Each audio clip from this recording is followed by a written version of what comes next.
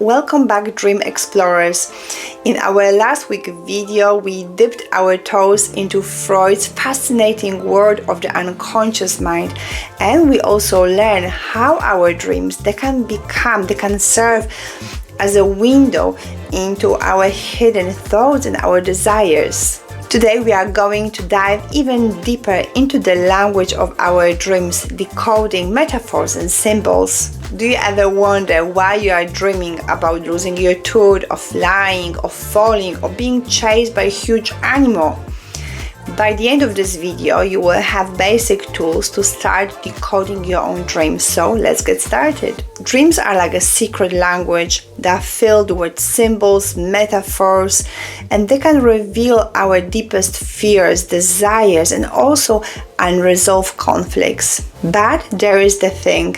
These symbols aren't always straightforward. A snake in your dream might mean one thing to you and something entirely different to someone else. That is why understanding the context of your dream is so important. Let's start by exploring some common symbols in dreams and what they might represent. Here we have few common dream symbols and their potential meanings based on the Freudian and also modern interpretation. First of all, we have water that often represents emotion. Calm water might symbolize peace, while rough waves could indicate emotional turmoil. Then we have falling.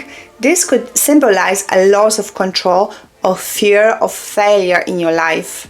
The next one is teeth falling out. Freud linked this to anxiety about appearance or fear of aging, but it could also represent the feelings of being powerless.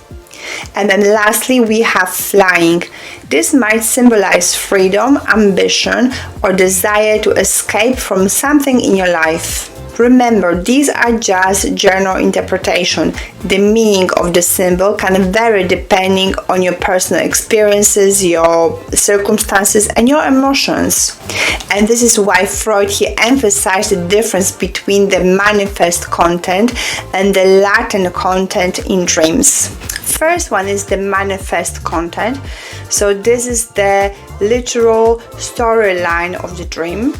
So what you see and what you experience. So for instance, you're dreaming about being chased by the lion. And then we have the latent content, and this is the hidden symbolic meaning behind the dream.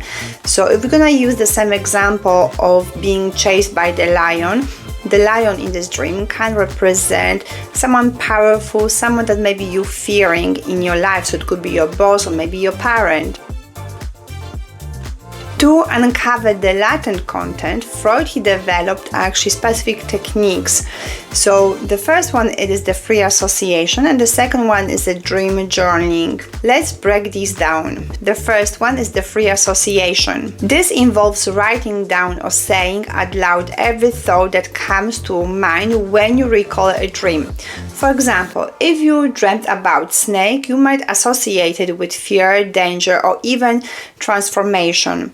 But as it is with everything, even with the free association, you might have to practice that before you're gonna start actually seeing the results, before you're gonna be able to learn how to gain the access to your subconscious mind. The second one is the dream journaling. So next to your bed, you will have to keep a journal. So once you wake up, the first thing you do, you start writing down whatever you remember from your dream. And over time, you might notice patterns or recurring symbols that can help you understand your unconscious mind. Now, let's put these techniques into practice with another very simple case study. Imagine someone dreams about walking through a maze, feeling lost and anxious. Using Freudian techniques, we would start by exploring the manifest content. So here the maze could represent a complex problem that someone is dealing with, or maybe some decision that someone has to take. The feeling of lost could represent here the sense of maybe having lack of direction or being very uncertain about the future. And the anxiety here could potentially represent the fear that someone is feeling about making the wrong choice or taking the wrong decision. By analyzing these elements in such a way, we can then start piecing together what this dream is actually trying to tell us. Maybe the dreamer is struggling with a big life decision or feeling overwhelmed by a challenging situation. Dreams are deeply personal, and they are really shaped by our very unique experiences and our emotions. While Freud's techniques, they provide really good framework for understanding dreams, the most important thing is to trust your own intuition and explore what really resonates with you. So what do you think? Have you ever tried to analyze your own dreams? Maybe let me know about it in the comment section. And as always, if you enjoyed this video, then please like it, share it, and don't forget to subscribe.